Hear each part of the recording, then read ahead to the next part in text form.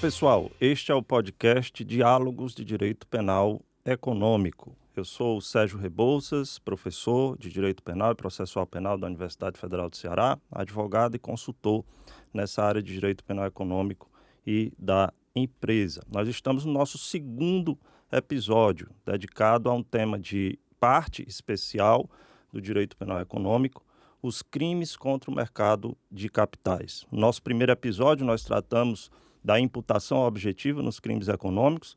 Foi uma conversa muito boa com o Tiago Caruso. Se você não conferiu ainda, vai lá no YouTube ou no Spotify. Foi uma conversa muito boa. E hoje, para tratar desse tema de crimes contra o mercado de capitais, nós temos um convidado muito especial, o meu amigo Marcelo Costenaro Cavalli, professor da Escola de Direito, a pós-graduação Stricto Sensu, da Fundação Getúlio Vargas de São Paulo, FGV de São Paulo, consultor do Senado Federal para matéria penal e processual penal, doutor em Direito Penal pela Universidade de São Paulo, advogado e consultor nessa área de Direito Penal Econômico e da empresa, maior especialista nesse tema de crimes contra o mercado dos capitais no Brasil, posso dizer. E Marcelo também tem vasta experiência nessa área, foi juiz federal na Seção Judiciária de São Paulo, numa vara criminal, a 6ª Vara Federal Criminal de São Paulo, especializada em crimes contra o sistema financeiro nacional e de lavagem de ativos. Também foi juiz instrutor e juiz auxiliar no Supremo Tribunal Federal, no gabinete do ministro Luiz Roberto Barroso, e pesquisador visitante na Universidade de Colômbia e, mais recentemente, na Universidade de Harvard também. Autor de diversos livros e artigos científicos nessa área de crimes contra o mercado de capitais, né? Entre eles, com destaque, o Insider Trading, repressão administrativa e penal do uso indevido de informação privilegiada, publicado em 2022, e manipulação de mercado de capitais, publicado em 2018, ambos pela editora Cartier Latam. Muito obrigado inicialmente, meu amigo Marcelo, por aceitar o convite. Quero te fazer aqui uma saudação inicial. Sérgio, eu que agradeço o convite. Como você sabe, eu tenho sempre um prazer em conversar com você, seja pela nossa amizade, seja pela admiração intelectual que eu tenho pelo teu trabalho, pela tua vida acadêmica e por todos os eventos acadêmicos e profissionais que a gente tem tido juntos ultimamente.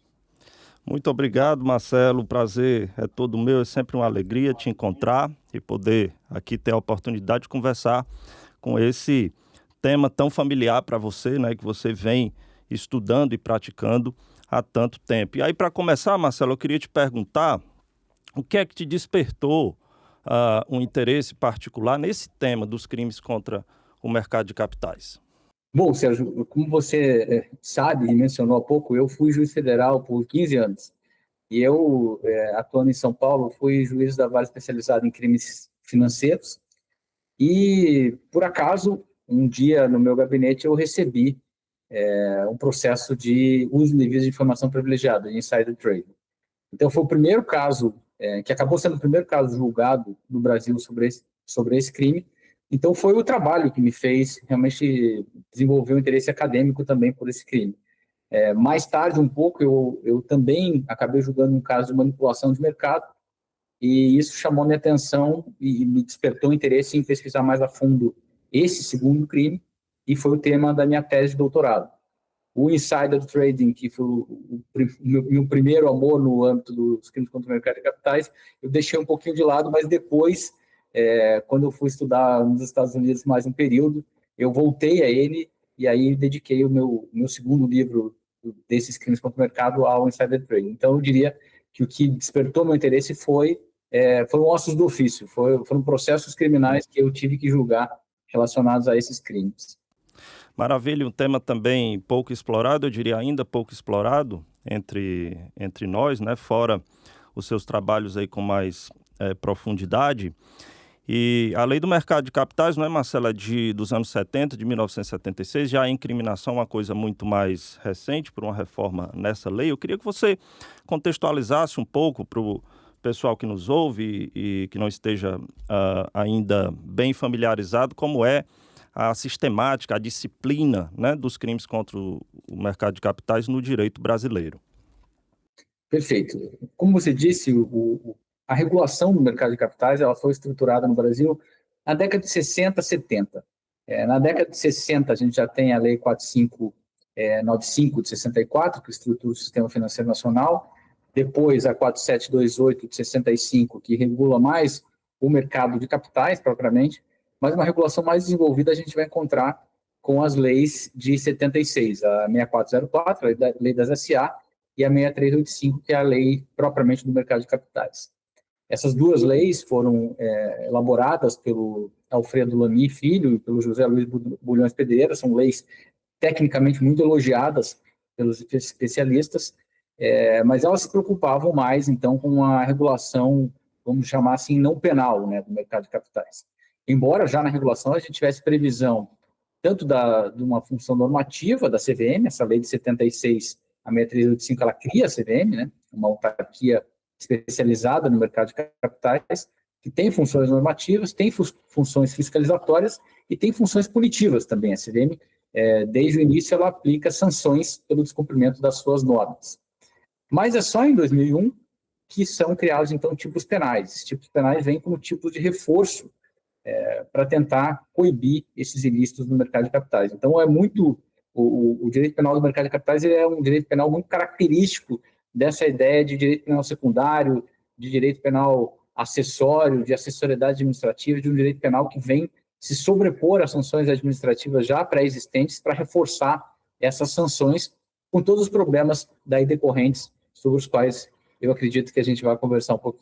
Perfeito. Então, nós temos ali, por essa reforma de 2021, né, 3 figuras típicas de crimes contra o mercado de capitais, né?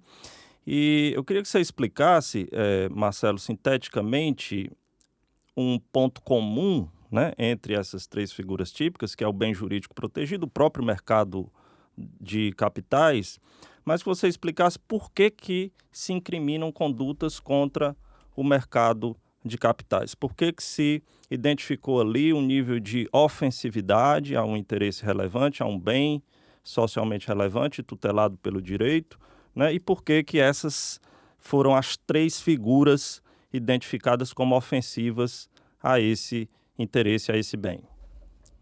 Excelente, Sérgio. Bom, o mercado de capitais, e eu acho que essa tua pergunta é muito relevante, porque a gente não tem como falar de direito penal econômico sem compreender a regulação extrapenal que está subjacente àquele ramo específico do direito penal econômico.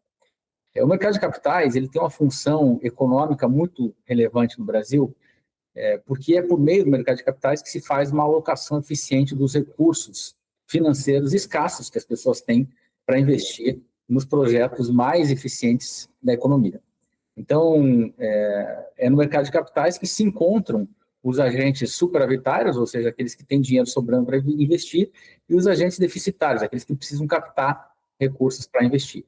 Diferentemente do mercado bancário, no mercado de capitais esse encontro é direto. Então, embora existam intermediários que vão aproximar essas partes, os bancos de investimento, as corretoras, mas os negócios são feitos diretamente entre os agentes superavitários e os deficitários. E os riscos também são corridos diretamente pelos agentes superavitários, quando eles emprestam, então, quando eles investem esse dinheiro nesse mercado de valores imobiliários. E por conta disso, por conta desse risco maior, e também pela possibilidade de um ganho maior, o investimento, o custo de captação de capital é menor do que no sistema bancário, por exemplo. Então, veja a importância do mercado de capitais. Por meio desses projetos, consegue-se captar valores para investir em projetos muito relevantes, às vezes projetos de startup, projetos que não seriam financiados por uma instituição financeira, por um custo menor. Então, tem uma função econômica muito relevante. E quando se organiza esse mercado, no mercado primário, com a emissão desses títulos, no mercado secundário, com a negociação desses títulos entre os investidores, é só por meio de um mercado regulado e bem estruturado e que funcione de uma maneira correta que a gente vai ter essa ferramenta essencial econômica de alocação eficiente dos recursos. Então, essa é a função e a razão de ser do mercado de capitais. Quando a gente pensa em bem jurídico, muitas vezes a gente vai ler que bem jurídico, nesses casos, é a regularidade do mercado. Embora isso possa ser verdade num sentido muito amplo, eu gosto sempre de trabalhar com a ideia de bens jurídicos mais específicos, senão a gente perde um referencial que permita a nós fazer uma interpretação teleológica razoável do tipo penal. Então, eu procurei, nesses meus estudos, desenvolver de uma maneira mais detalhada quais seriam esses bens jurídicos.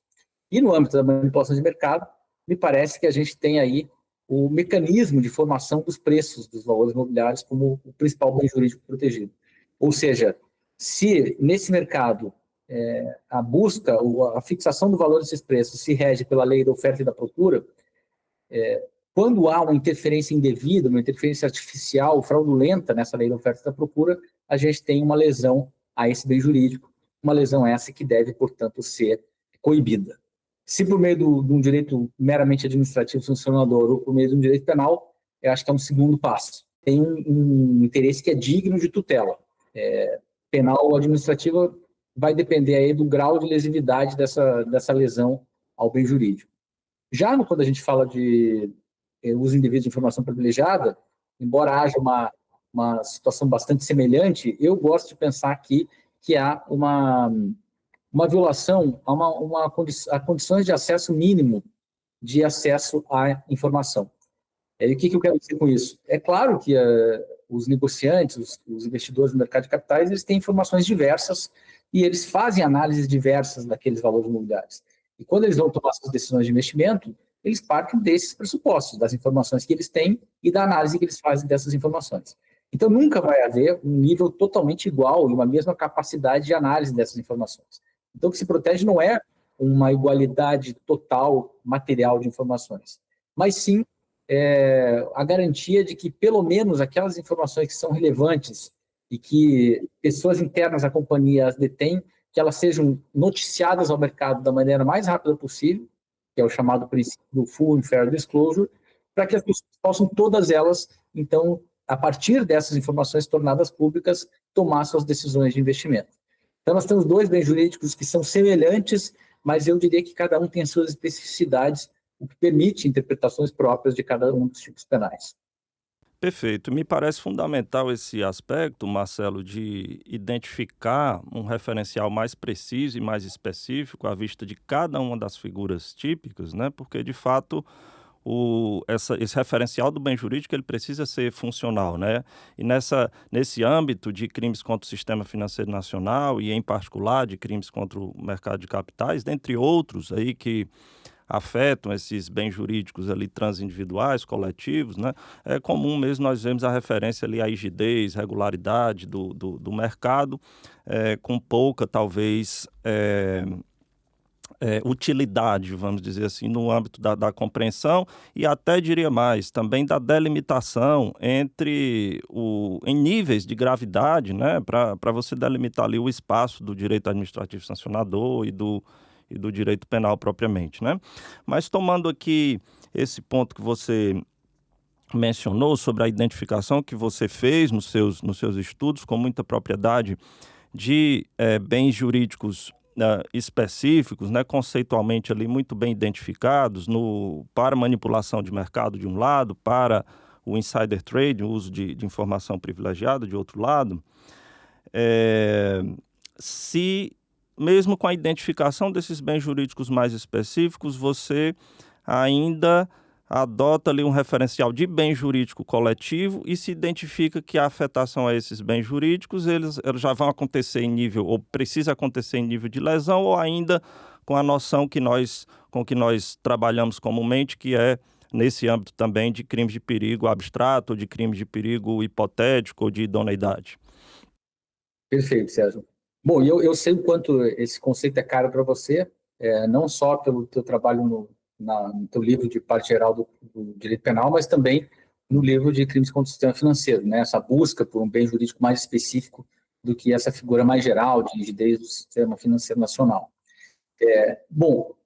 Eu me esforcei, e esse foi o objeto da minha tese, especialmente em relação à manipulação de mercado, em identificar um bem jurídico, se existiria efetivamente um bem jurídico coletivo. E entendo que sim, eu entendo que foi possível extrair dessa regulação do sistema um bem jurídico coletivo de estatura constitucional e passivo de ser tutelado pelo direito penal, que é exatamente esse processo de formação dos preços do mercado de capitais. E veja como é relevante mesmo, como é possível extrair consequências práticas disso. Eu entendo que, num Estado democrático de direito, a gente nunca vai ter crimes de perigo abstrato puros. Os crimes de perigo abstrato sempre serão, no mínimo, crimes de aptidão ou de perigo abstrato concreto. Ou seja, eles têm que ter, pelo menos, ainda que teoricamente, um potencial de lesão, de colocação em risco de um determinado bem jurídico. Isso me permite fazer, por exemplo, uma diferenciação entre alguns ilícitos administrativos que são punidos como manipulação de mercado no âmbito administrativo e que não são punidos na esfera penal. Eu vou dar dois exemplos aqui que eu acho que vão esclarecer isso de uma maneira mais fácil de visualizar. Teve um caso julgado pela CVM que foram dois perfis numa rede social que eles ficavam conversando entre si. Naquela época não eram essas redes sociais que a gente tem hoje, eram redes sociais mais restritas, lá de 90, 100 usuários, mas eram de investidores que estavam ali frequentando, discutiam estratégias de investimento.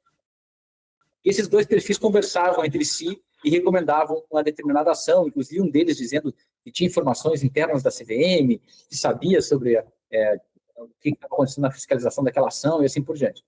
E essas pessoas, na verdade, era uma pessoa só, ela foi punida por manipulação de mercado, manipulação de preços na figura que hoje está na resolução 62 da CVM.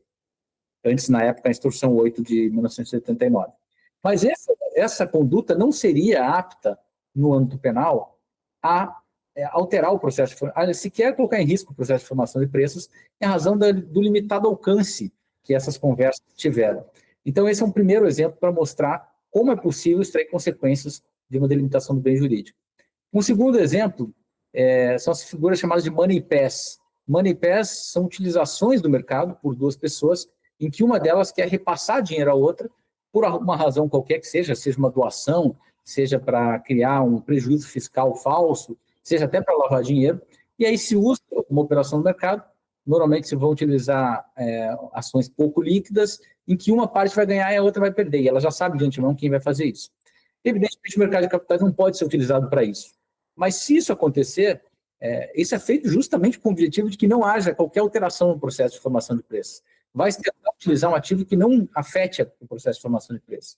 Então, a gente pode ter lavagem de dinheiro, a gente pode ter um crime tributário, mas a gente não vai ter manipulação de mercado porque não há afetação a esse bem jurídico. E, finalmente, eu falei dois, mas eu vou dar um terceiro exemplo. Tem alguns casos de spoofing, que são aquelas situações em que alguém coloca ordens dos dois lados do livro, de oferta, de compra e de venda de ações, com o objetivo de, na verdade, forçar as ações num determinado sentido. E há precedente já do Tribunal Regional Federal da Terceira Região, por exemplo, no sentido de que, em razão do valor baixo, de se utilizar uma ação bastante líquida, que não tinha muito potencial de efetivamente interferir na formação dos ativos, não haveria, então, suficiente lesividade ao bem jurídico e, portanto, a conduta seria atípica. Então, acho que esses exemplos mostram bem como, se a gente definir de uma maneira mais concreta, mais delimitada esse bem jurídico, a gente consegue extrair consequências para a interpretação do tipo penal. Perfeito, são exemplos muito interessantes. Eu lembro que você os mencionou na sua palestra lá no seminário do IBCCRIM, que nós estivemos no mês passado, e me chamaram realmente a atenção, né? Esses exemplos que ilustram bem esse problema, como também o seu rechaço, com o qual concordo, a figura do crime de perigo abstrato puro, né? Que é algo que nós temos que buscar, e é um enfrentamento, vamos dizer, muito desafiador, né, na jurisprudência em relação a esse aspecto em múltiplos âmbitos. Isso transcende até a esfera aqui dos crimes contra o mercado de capitais. Mas já que nós tratamos e você abordou, Marcelo, esse ponto desses espaços, né, entre o direito penal e o direito administrativo sancionador, como você vê esse outro problema tão delicado, mas particularmente sensível aqui na esfera dos crimes contra o mercado de capitais, do bis in idem, né, desses espaços? Eu sei que isso há um grande centro de pesquisa na FGV de São Paulo, da qual você é professor, sobre os diversos problemas, os diversos desdobramentos dessa esfera. Eu queria que você comentasse um pouco essa duplicidade punitiva e como ela se manifesta aqui no âmbito dos crimes contra o mercado de capitais. Perfeito, Sérgio. Esse tema realmente é um tema muito rico, né? A nossa amiga em comum, a Kate Saboia, publicou a segunda edição da tese dela recentemente, que é um livraço. E por que esse tema é tão interessante no âmbito do mercado de capitais? Os tipos penais e administrativos eles são muito sobrepostos. Na esfera, no que diz respeito ao insider trading, eles são praticamente iguais. No que diz respeito à manipulação de mercado, eles estão também muito semelhantes. Então, há uma punição muito claramente dúplice em relação a essas condutas. A gente abre a Constituição, parece haver ali uma previsão expressa de possibilidade de punição, quando a gente fala, por exemplo, em improbidade administrativa e direito penal, ou em crimes ambientais e ilícitos ambientais. Porém, mais recentemente, a gente tem visto uma tendência nesse sentido no direito comparado. Na Europa, por exemplo, em 2014, o Tribunal Europeu de Direitos Humanos, ao julgar o caso Grant Stevens, que era um caso contra a Itália, um caso em que um advogado italiano era punido, processado por manipulação de mercado nas esferas administrativa e penal, ao mesmo tempo, e depois de condenado na esfera administrativa, o tribunal manda suspender a ação penal, dizendo que as duas sanções, os dois processos tinham natureza penal e, portanto, haveria uma violação à garantia do ne bis in idem que está prevista na Convenção Europeia de Direitos Humanos, mais especificamente no protocolo 7, o artigo 4º do protocolo 7 da Convenção Europeia de Direitos Humanos. Depois disso, em 2016, a gente tem um caso A e B contra a Noruega, não era um caso de manipulação de mercado, era um caso de crime tributário, mas que se alega a mesma lógica. Olha, não é possível punição, tanto na esfera administrativa tributária como penal, pelos mesmos fatos. E a Corte Europeia volta um pouco atrás e diz, olha, realmente não é possível, salvo se houver uma coordenação entre as duas esferas, se as finalidades forem complementares, se houver proporcionalidade, se houver previsibilidade dessa punição. Então, isso enfraquece a garantia do ne bis in idem nesse segundo momento. E esse é o estado atual. Aliás, curioso você ter perguntado sobre esse tema, que ontem mesmo eu estava assistindo, depois eu posso compartilhar com você e com os ouvintes a audiência pública de um caso chamado Jesus Pinhal versus Portugal, que estava sendo ouvido ontem, na semana passada, na Corte Europeia de Direitos Humanos. E o Jesus Pinhal é um diretor do Banco Comercial Português que estava sendo punido ali em 3 esferas, pelo Banco Central, pela CMVM, que equivale à nossa CVM, e na esfera criminal. E a defesa desse executivo, ela defendia uma reversão, em primeiro lugar, do caso A e B contra a Noruega, dizendo que esses critérios são muito genéricos, e eu estou totalmente de acordo com isso. Eu acho que os critérios são realmente muito genéricos. E, num segundo momento, dizendo ainda que esses critérios sejam aplicáveis, nesse caso especificamente não teria havido essa coordenação entre as duas instâncias. Então, a gente vai ter novos desenrolares aí nessa questão aí na União Europeia, ou melhor, na União Europeia, no Tribunal Europeu de Direitos Humanos. Mas o que eu acho interessante para nós aqui, Sérgio, é pensar o seguinte: a gente tem aqui ainda vigente uma ideia de independência das instâncias. Isso significaria, então, criminal e o juiz administrativo, né, a CVM, no caso, ou o Conselho de Recursos do Sistema Financeiro Nacional, poderiam decidir de uma maneira completamente diferente, sem sequer precisar conversar entre si. Eu e a professora Viviane Prado, minha colega de GV, junto com o orientando dela, o Thiago Borba, nós fizemos um levantamento dos casos em que houve decisões diferentes na esfera penal e na administrativa. E nesses casos, a gente verificou se o juiz criminal tinha feito alguma referência à decisão administrativa na hora da sua decisão. E notamos que, em boa parte dos casos, isso não acontece. Então, esse me parece, se a gente quiser extrair alguma consequência lá que possa ser aplicável para nós aqui da jurisprudência europeia, ainda que a gente diga, olha, tudo bem, é possível ter essas duas esferas, essa ideia de coordenação que a jurisprudência europeia tem desenvolvido, ela exige, no mínimo, que não haja uma decisão sem sequer conversar com as provas, conversar com os fundamentos decisórios da instância.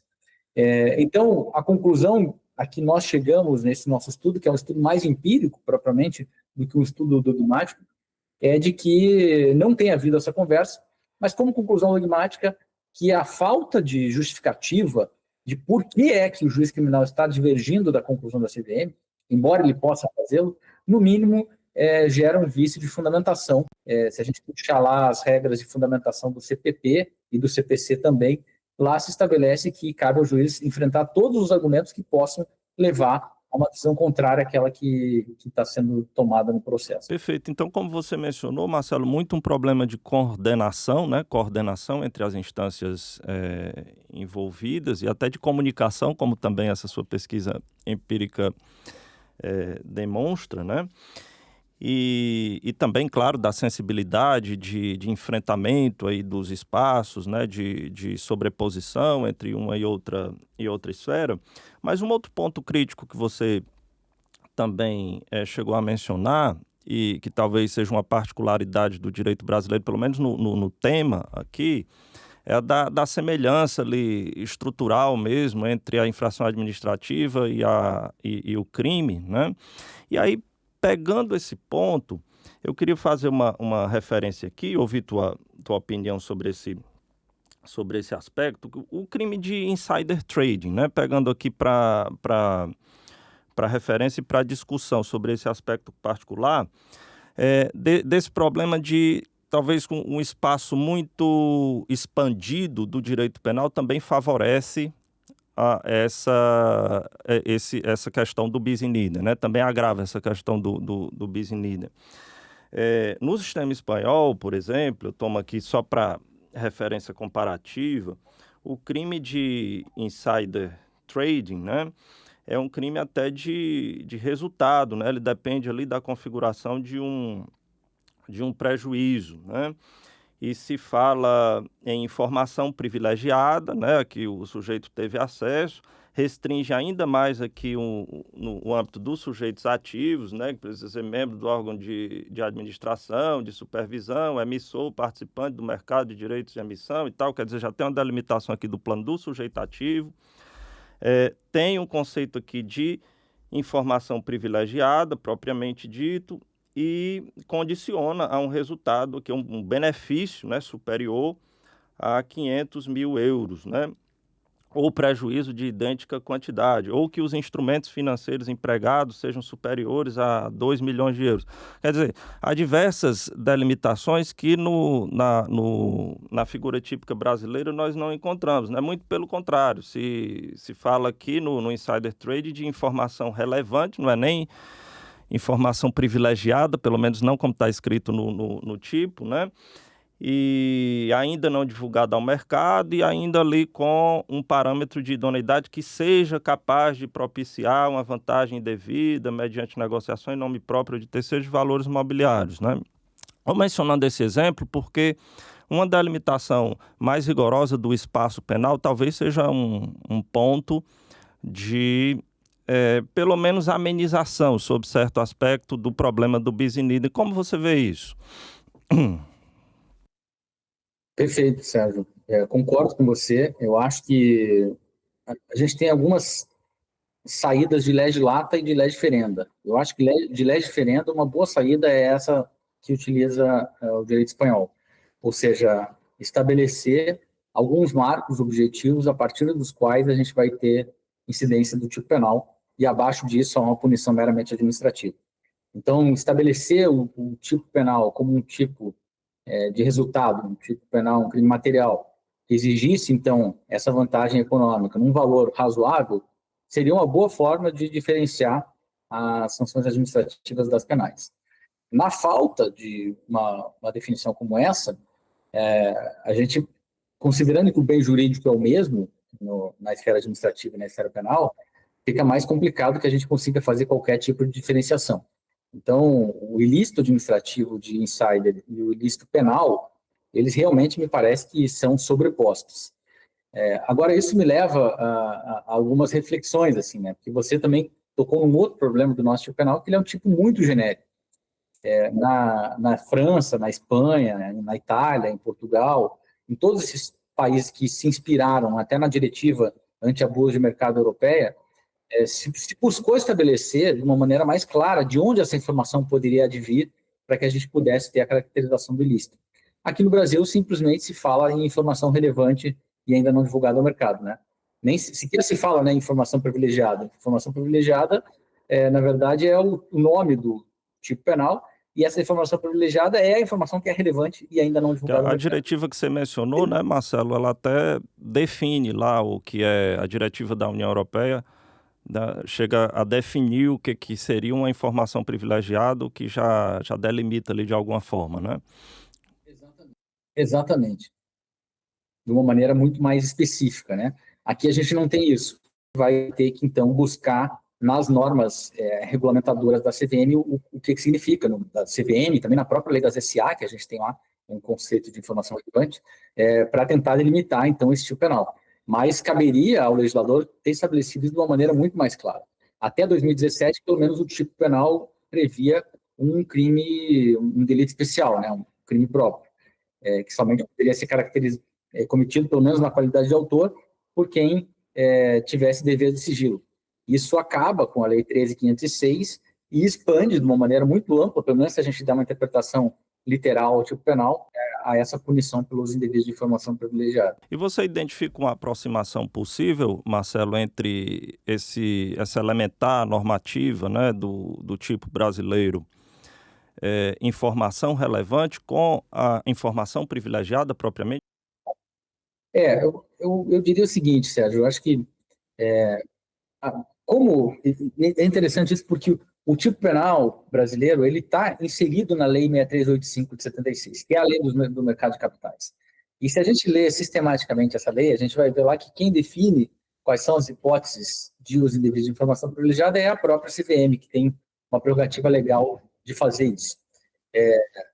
A gente encontra esse conceito também na lei das SA, quando trata de companhias abertas, que prevê lá que os diretores dessas companhias são obrigados a divulgar essas informações relevantes para conhecimento do mercado. E aí, de todas essas normativas, o que a gente tem é que informações relevantes são aquelas que têm potencial para afetar de maneira significativa o valor, o preço e a liquidez desses valores mobiliários. E, consequentemente, a decisão dos investidores de negociá-los ou não negociá-los. Então, esse é um conceito muito amplo e geral, que seria essa informação relevante. A gente tem outros problemas quando a gente começa a descer aí para o chão da fábrica, né? E aí eu vou dar um exemplo, que talvez é um exemplo que as pessoas sempre pensam, que é o caso do que aconteceu recentemente, né, das tarifas usadas pelo governo americano, que dizem que antes da divulgação dessas tarifas, pessoas teriam negociado valores imobiliários cientes de que haveria a imposição dessas tarifas. Então, evidentemente, essa é uma informação que tem um valor muito grande. Se eu sei de antemão que vão ser, por exemplo, impostas tarifas sobre um determinado país, a tendência é que os ativos desse país, especialmente daquelas companhias que são exportadoras desse país, que vão ser atingidas por essas tarifas, vão ser gravemente afetadas. Ou a moeda desse país vai ser afetada.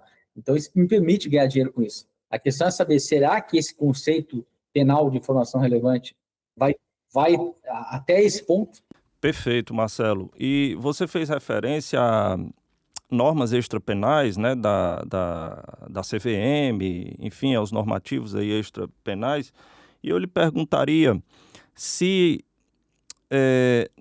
esse conceito de informação relevante, você entende, eu já vi essa discussão, né, por aí, já me perguntaram sobre isso também, se você entende como um elemento normativo do tipo, cuja conceituação pode tomar como referência, né, parâmetros aí normativos, mas não no sentido vinculante, condicionante, ou de depender de integração por uma norma extrapenal, né? A minha pergunta é se você compreende isso como um elemento normativo que pode recorrer a esses parâmetros a título de interpretação, né? Ou se a integração da norma dependeria mesmo de uma normatização extrapenal por parte, por exemplo, da Comissão de Valores Mobiliários. Olha, Sérgio, eu acho que essa pergunta ela é uma das mais complexas relacionadas a esse tema. Eu confesso que num primeiro momento, e até quando eu escrevi sobre isso, eu pensei eu concluí que se tratava de um elemento normativo do tipo, até porque eu não achava que existia tanta dúvida em relação a isso, no sentido de que seria a mesma regulação da CVM e a gente chegaria aos mesmos resultados. Hoje eu já não acho que seja assim, justamente por essa razão que eu estava te dizendo anteriormente. Esse tipo penal ele existe exatamente para se sobrepor e para reforçar uma proibição administrativa que existe por parte da CVM. Seria muito estranho que um juiz criminal pudesse interpretar o conceito de informação relevante num sentido mais amplo do que aquele que a própria CVM aplica.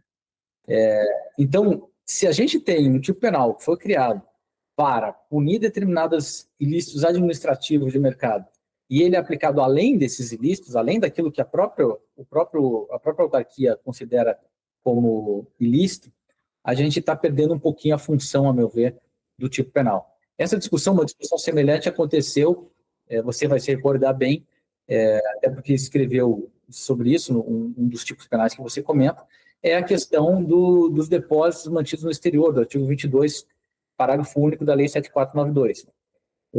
Quando o Banco Central, quando o tipo penal fala não declarar nos termos da repartição competente, da repartição federal competente, se o Banco Central só exige uma declaração em determinados valores, em determinadas datas, evidentemente o direito penal não pode ir além disso e exigir declarações em valores menores em outras datas. Aquele ali é o parâmetro de risco que está estabelecido pela normativa.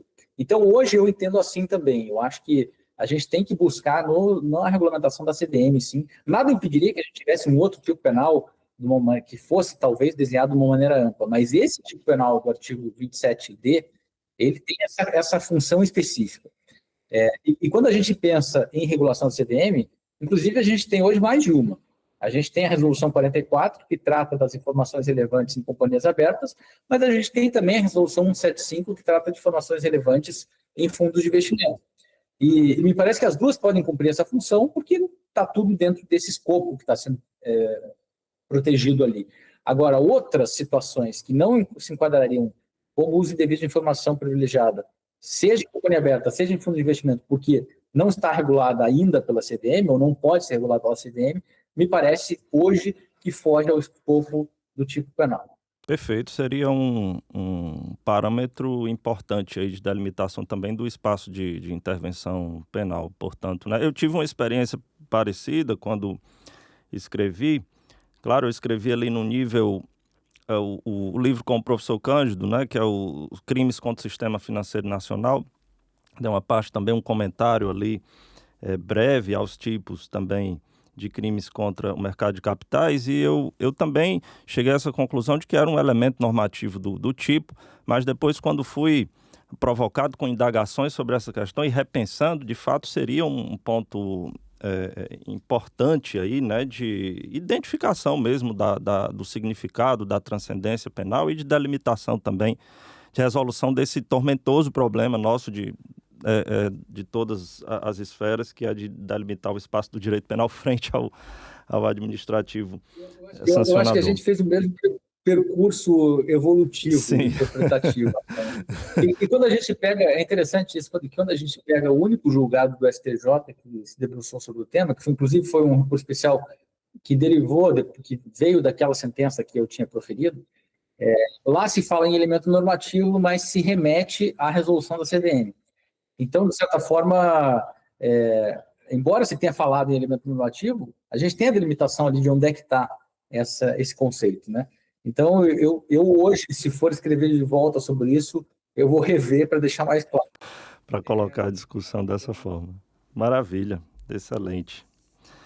Marcelo, já caminhando aqui para o momento final da nossa conversa, um aspecto que eu queria saber aqui sua opinião também, esses crimes, né, eu até mencionei a questão de crimes contra o sistema financeiro nacional, o mercado de capitais é um dos mercados integrantes do sistema financeiro nacional, né? Se nós observarmos até exemplos aí no direito comparado, nós vemos uma regulação conjunta dos crimes que seriam contra o sistema financeiro, incluindo aqueles contra o mercado de capitais. No Brasil, isso não aconteceu por diversas questões, né? Nós temos a Lei 7492 de 86, que contém ali alguns tipos, né, de crimes envolvendo ali valores mobiliários, né, entre os objetos. E eu pergunto a você se você acha que isso mereceria uma disciplina conjunta. Eu já estou falando aqui do ponto de vista da sistematização, né?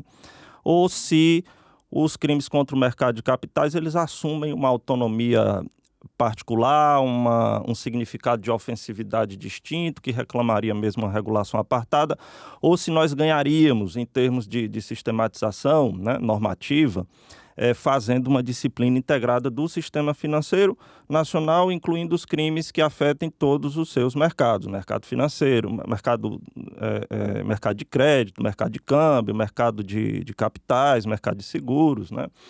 Como você vê essa questão? Eu estou de acordo com você que seria importante a gente ter um tratamento conjunto, sim. Como você bem mencionou, a gente já tem na Lei 7492 alguns crimes que são contra o mercado de capitais, né? Por exemplo, a emissão de valores imobiliários sem registro prévio perante a CVM.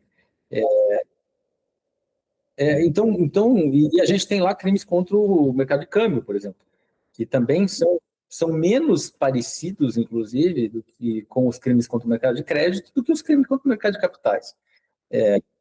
Então, faz todo sentido, a meu ver, que a gente tenha um tratamento conjunto, sim, desses crimes. E, inclusive, essa foi uma das razões, eu acho, até um pouco implícita, de se ter estabelecido a competência da Justiça Federal em relação a esses crimes contra o mercado de capitais. Porque, embora não exista uma previsão expressa de que esses crimes são da competência federal, se entendeu que o mercado de capitais é um bem de interesse da União e que, portanto, a competência seria federal, mesmo sem essa previsão expressa, como existe na Lei 7492, né?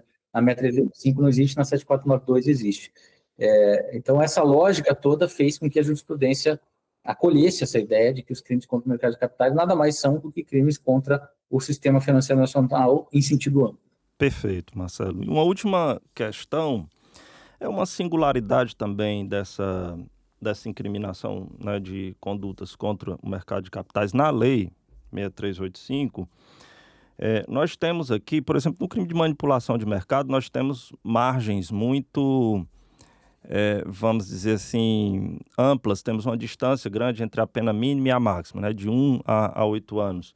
E temos também uma multa fixada num parâmetro diferente do parâmetro normal, né, do sistema penal brasileiro, que seria aqui multa de até 3 vezes o montante da vantagem ilícita obtida em decorrência do crime, no caso da manipulação de mercado, e no caso do insider trading, de até 3 vezes o montante da vantagem ilícita também igual, né, obtida em decorrência do crime.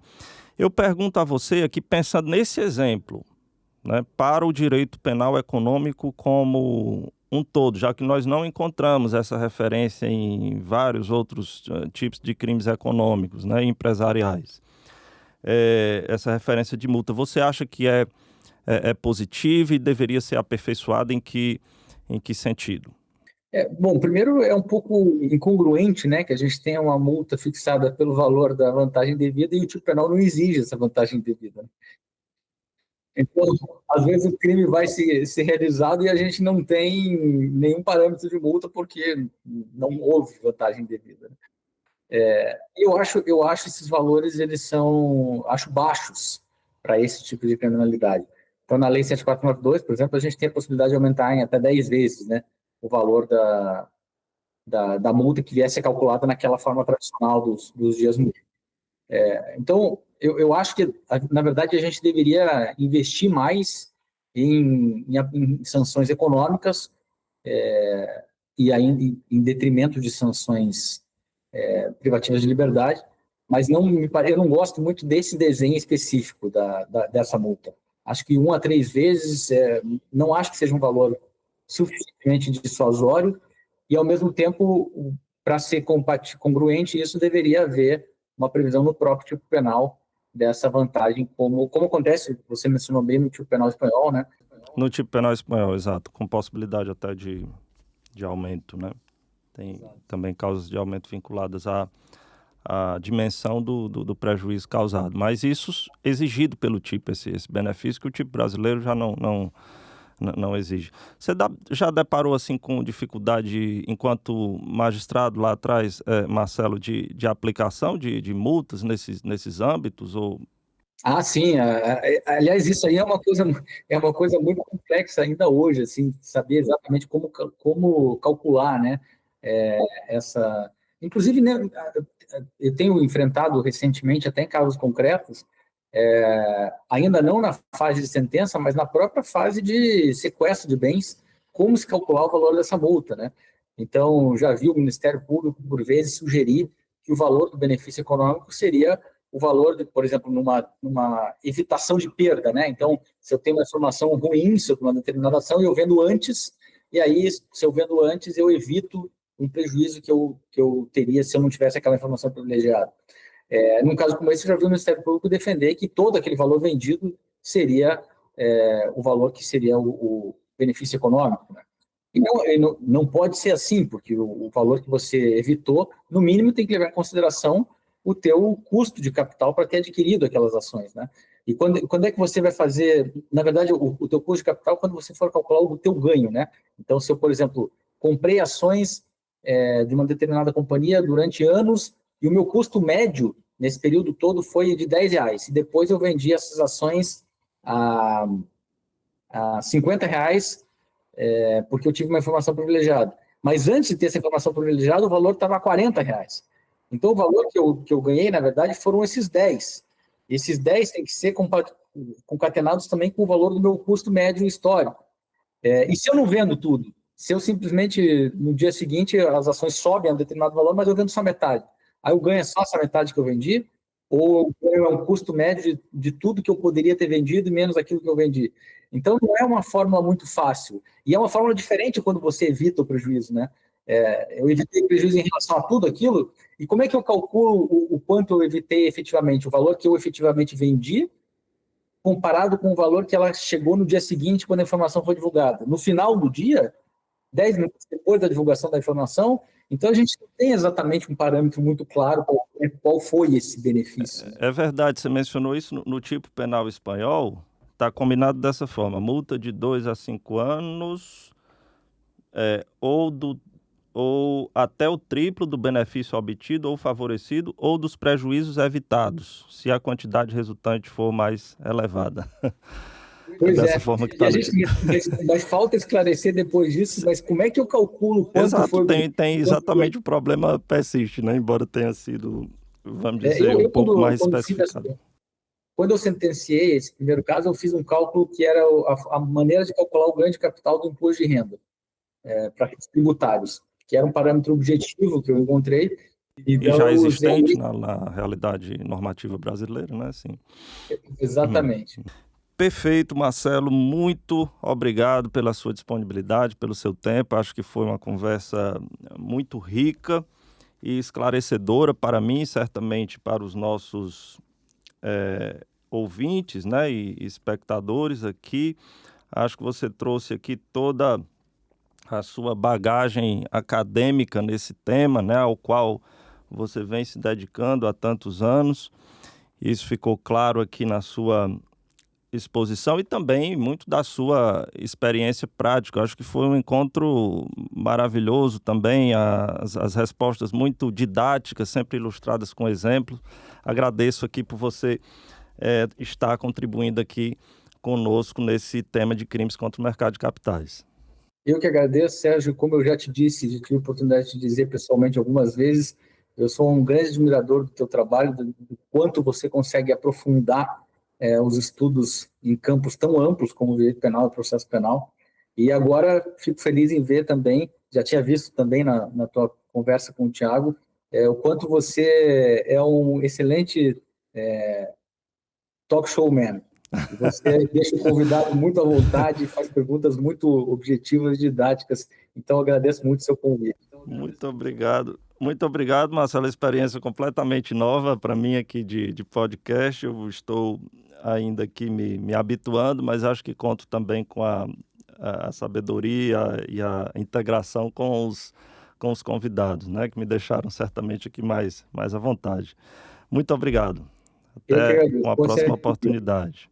Bom, pessoal, este foi o segundo episódio do nosso podcast Diálogos de Direito Penal Econômico, uma conversa muito rica com o professor Marcelo Cavalli sobre crimes contra o mercado de capitais. Esse episódio está aqui disponível no YouTube e no Spotify também.